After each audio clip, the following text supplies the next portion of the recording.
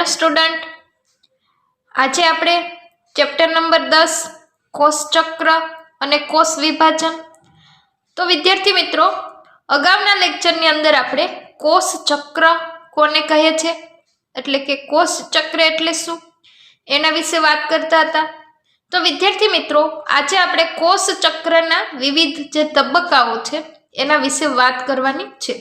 તો મુખ્યત્વે જે કોષ ચક્ર છે એના ટોટલ 2 તબક્કાઓ જોવા મળતા હતા.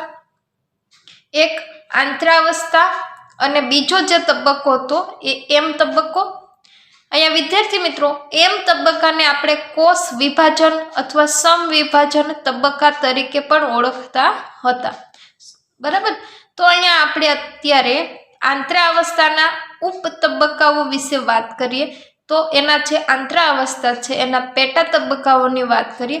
તો આપણે કાલે કોષ ચક્રને ફિગર દ્વારા, એક ગ્રાફ દ્વારા જોવાની ટ્રાય કરી હતી કે જેની અંદર આપણે આંતરાવસ્થાના ટોટલ 3 તબક્કા વિશે જોયું હતું કે જેની અંદર G1 તબક્કો, S તબક્કો અને G2 તબક્કાનો સમાવેશ થતો હતો.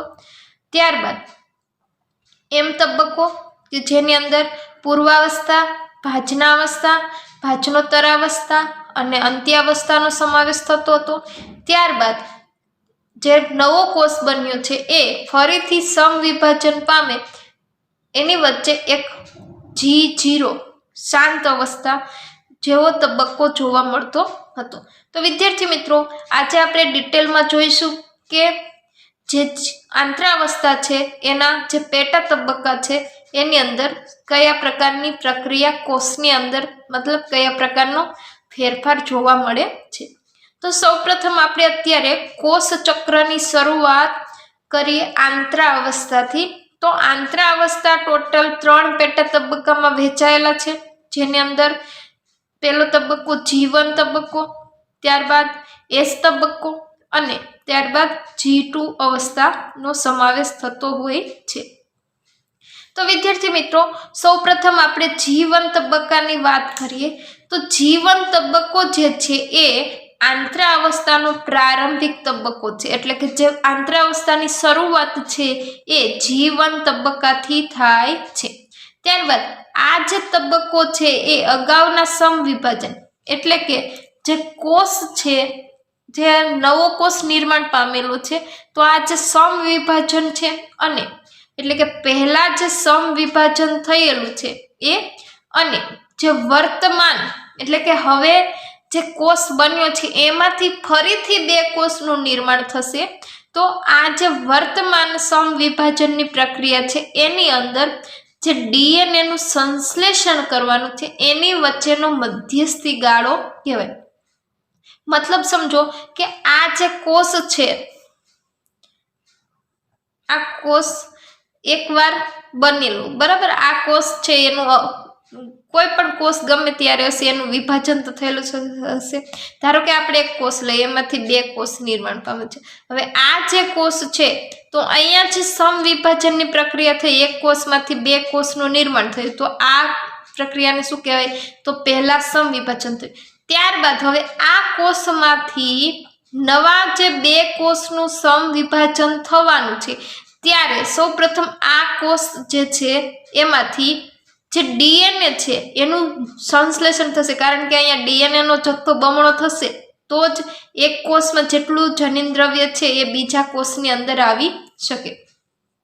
તો એટલા માટે શું થશે વિદ્યાર્થી મિત્રો, કે અહીંયા જે કોષ નિર્માણ પામેલો છે એના જેટલું પ્રમાણ છે એટલું જ પ્રમાણ જે DNA નું છે એ આ કોષમાં પણ હશે અને આ કોષમાં પણ હશે. તો વિદ્યાર્થી મિત્રો, અહીંયા જે DNA નું સંશ્લેષણ કરવું પડશે, કારણ કે એનો જથ્થો બેવડાશે તો જ બંને કોષની અંદર જે DNA નો જથ્થો છે એ સરખો જોવા મળશે.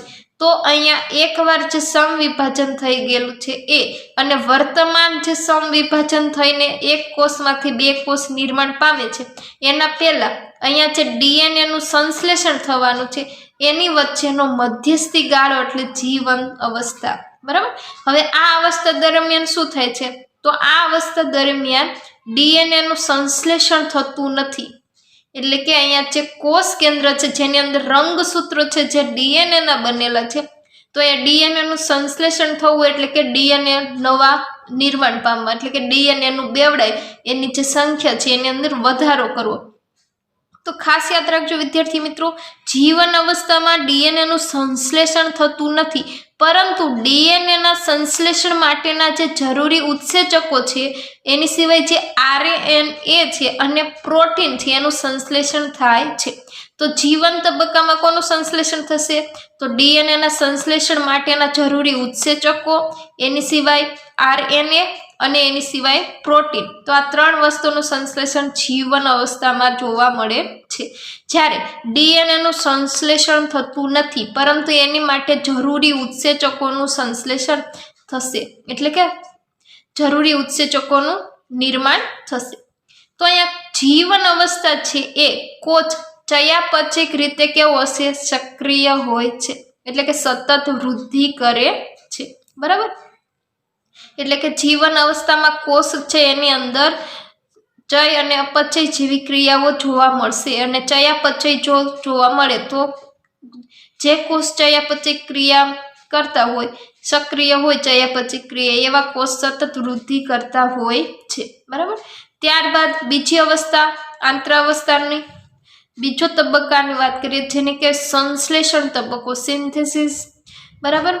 અથવા તો એસ તબક્કો. તો હવે અહીંયા સંશ્લેષણ તબક્કામાં શું જોવા મળે છે? તો આ તબક્કા દરમિયાન જે ડીએનએ છે એનું સંશ્લેષણ અને એનું સ્વયં જનન થશે. સંશ્લેષણ એટલે કે બનવું, અને ડીએનએ હંમેશા કેવી રીતના નિર્માણ પામે? તો એને સ્વયં જનનની પ્રક્રિયા દ્વારા. સ્વયં જનન એટલે કે જે ડીએનએ ની એક સ્ટ્રેન્ડ હશે એમાંથી બીજી સ્ટ્રેન્ડ એક જ સ્ટ્રેન્ડમાંથી બને છે, એટલે કે જેટલો ડીએનએ નો જથ્થો છે એમાંથી નવું ડીએનએ નું નિર્માણ થતું હોય છે, એટલે કે સ્વયં જનન જેવી ક્રિયા જોવા મળે છે. તો અહીંયા એસ તબક્કાની અંદર ડીએનએ નું સંશ્લેષણ થશે. બરાબર? એટલા માટે એનું નામ શું આપવામાં આવેલું છે? સંશ્લેષણ તબક્કો. તેમાં પ્રત્યેક કોષમાં જે ડીએનએ ની માત્રા છે બમણી થઈ જાય છે, એટલે જેટલા પ્રમાણમાં ડીએનએ આવેલા હોય એનાથી ડબલ ડીએનએ થઈ જશે. એટલે કે જો કેવી રીતના એક એક્ઝામ્પલ આપેલું છે કે ડીએનએ ની જે શરૂઆતની માત્રા છે, ધારો કે જે કોષનું કોષ વિભાજન થવાનું છે એની અંદર કોષ આંતરાવસ્થા તબક્કામાંથી પસાર થતું હોય, એની અંદર સૌપ્રથમ જીવન તબક્કો આવશે, એટલે કે જરૂરી ઉત્સેચકો, આરએનએ અને પ્રોટીનોનું નિર્માણ થશે. ત્યારબાદ સંશ્લેષણ તબક્કામાં પહોંચે, એટલે સંશ્લેષણ તબક્કામાં જે ડીએનએ છે એનું સ્વયં જનન થશે, એટલે કોષની અંદર ડીએનએ ની માત્રા જે છે બમણી થશે. તો અહીંયા જે ડીએનએ ની માત્રા છે બમણી થવી મતલબ ધારો કે 2C છે તો એમાંથી વધીને ડબલ થશે, એટલે 4C થઈ જાય છે. એટલે કે અહીંયા શું થશે? ડીએનએ ની જે શરૂઆતની માત્રા, એનું જે પ્રમાણ છે, એનું જે જથ્થો છે એની અંદર 2C થી 4C થવું મતલબ ડીએનએ ની જે માત્રા છે બમણી થશે. પણ જે રંગસૂત્રો છે, ધારો કે મનુષ્યની અંદર 23 જોડ રંગસૂત્ર છે, દરેક કોષની અંદર 23 જોડ રંગસૂત્ર છે, તો એ સંખ્યા નિશ્ચિત છે. તો અહીંયા એસ તબક્કાની અંદર જે રંગસૂત્રો છે એની સંખ્યામાં કોઈ પણ વધારો થતો નથી. ખાલી શું થાય છે? ડીએનએ ની માત્રા વધે છે, પરંતુ રંગસૂત્રોની સંખ્યા એટલી ને એટલી જ, એટલે કે 23 જોડ હોય તો હજુ 23 જોડ જ રહે છે. બરાબર? એટલે કે અહીંયા જે જીવન અવસ્થામાં કોષ દ્વિકીય હોય, દ્વિકીય મતલબ ટ્વાઇસેન, એટલે કે જેટલા રંગસૂત્રો હોય ટ્વાઇસેન રંગસૂત્રો, અહીંયા ટ્વાઇસેન એટલે કે 2 ગુણ્યા 23, એટલે ટોટલ 46 રંગસૂત્ર છે, n = 23. બરાબર? એટલે ટ્વાઇસેન હોય. તો અહીંયા જે 46 રંગસૂત્રો છે તો એની સંખ્યા એસ અવસ્થામાં 46 જ, એટલે કે ટ્વાઇસેન જ રહે છે. મતલબ રંગસૂત્રોની સંખ્યામાં કોઈ વધારો થતો નથી, ફક્ત શું થાય છે? ડીએનએ ની જે માત્રા છે એ બમણી થાય છે. એની સિવાય એક ખાસ વસ્તુ યાદ રાખજો, હિસ્ટોન પ્રોટીનનું સંશ્લેષણ એસ તબક્કામાં થાય છે. અહીંયા હિસ્ટોન પ્રોટીન છે એનું કાર્ય એવું છે ડીએનએ નો પેકેજિંગમાં ભાગ લે છે, જે તમે ધોરણ 12 ની અંદર ડિટેલમાં ભણવાનું છે.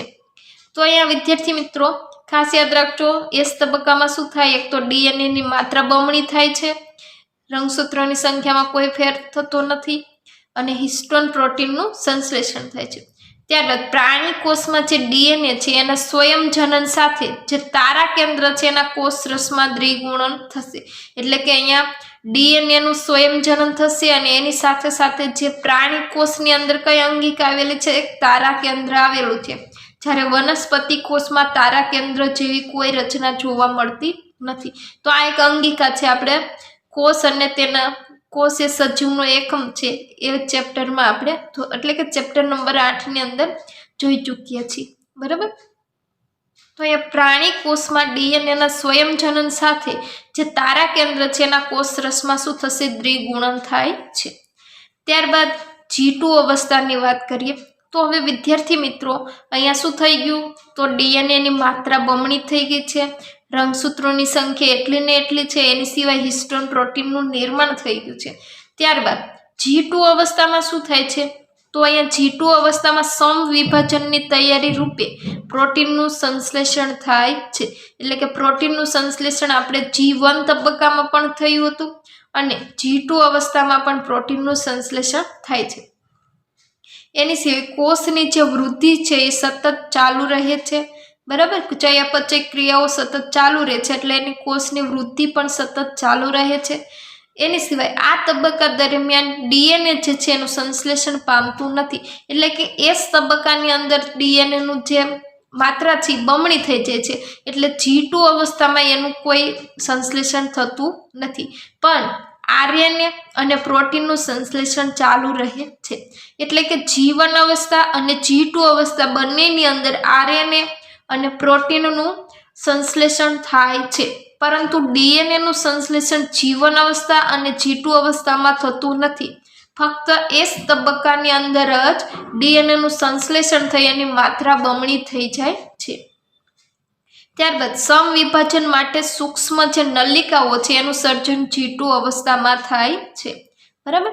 તો અહીંયા G2 અવસ્થામાં G1 અવસ્થાની જેમ જ આરએનએ અને પ્રોટીનનું સંશ્લેષણ થશે, એની સિવાય સૂક્ષ્મ નલિકાનું પણ સર્જન G2 અવસ્થામાં થાય છે. ત્યારબાદ વિદ્યાર્થી મિત્રો એક શાંત અવસ્થા એટલે કે G0 અવસ્થા કોને કહીએ છીએ એના વિશે વાત કરી લઈએ. તો અહીંયા વિદ્યાર્થી મિત્રો G0 અવસ્થા કોને કહે છે?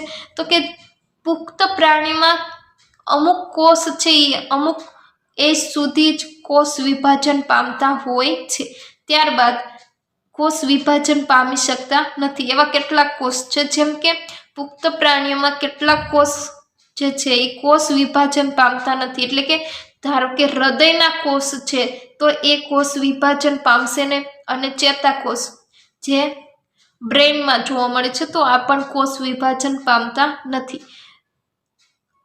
એની સિવાય બીજા અનેક કોષ પણ ક્યારેક જ ખાલી વિભાજન પામે છે, અને આ જે ક્યારેક જ વિભાજન શા માટે પામતા હોય? તો કે ક્યારેક કોઈ કોષ છે ક્ષતિગ્રસ્ત હોય કે મૃત બને છે ત્યારે એને શું કરવું પડે છે?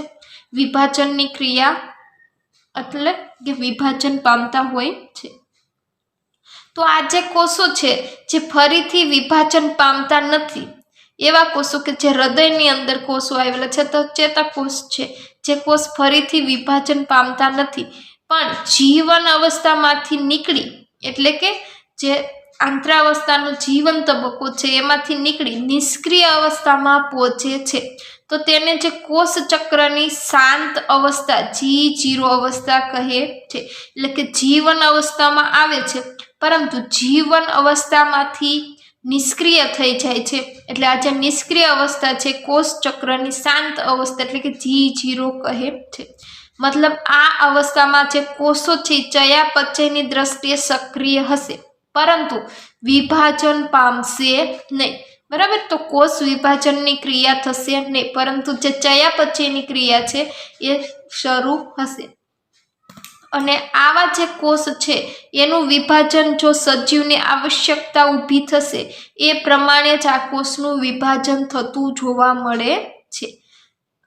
તો એ અવસ્થાને શું કહેવાય? G0 અથવા તો શાંત અવસ્થા કહે છે. એના સિવાય વિદ્યાર્થી મિત્રો જે પ્રાણીઓ છે એની અંદર જે સમવિભાજન છે માત્ર દ્વિકીય દેહિક કોષોમાં જોવા મળે, દેહિક કોષો અને લિંગી કોષો એમ બે પ્રકાર હોય. દેહિક કોષો જે સજીવના દેહનું નિર્માણ કરે છે અને લિંગી કોષ જે ફલન માટે જરૂરી કોષ છે. તો અહીંયા જે દેહિક કોષો છે એ હંમેશા કેવા છે? દ્વિકીય એટલે કે ટ્વાઇસિયન. બરાબર. તો અહીંયા જે દેહિક કોષો છે એની અંદર સમવિભાજન થાય છે. જ્યારે વનસ્પતિમાં જે દ્વિકીય છે, જ્યારે વનસ્પતિમાં જે સમવિભાજન થાય છે એ એકકીય અને દ્વિકીય એમ બંને પ્રકારના કોષની અંદર જોવા મળે છે.